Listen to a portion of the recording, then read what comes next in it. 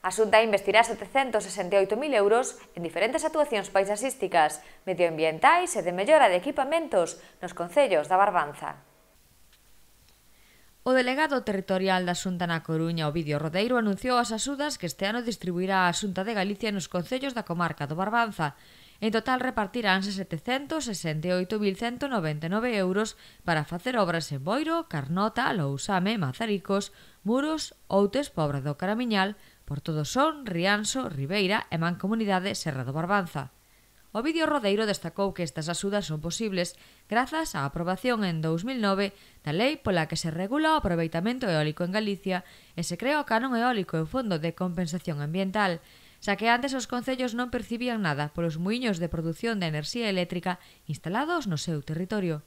Entre as actuacións máis importantes destacan a sinalización da ruta paisaxística, abastecemento, desbroce de pistas rurais e limpeza de maleza en Mazaricos, cun investimento de 202.000 euros, a contratación dun técnico de medio ambiente e construción dun centro de acollida de animais na Pobra do Caramiñal, cunha axuda de 64.000 euros, ou a mellora da tubería de aducción en Portodosón cun custo de 81.000 euros. Estas novas actuacións previstas para 2018 financiaránse con cargo ao Fondo de Compensación Ambiental e con cargo a fondos propios da Orde de Infraestruturas da Consellería de Presidencia.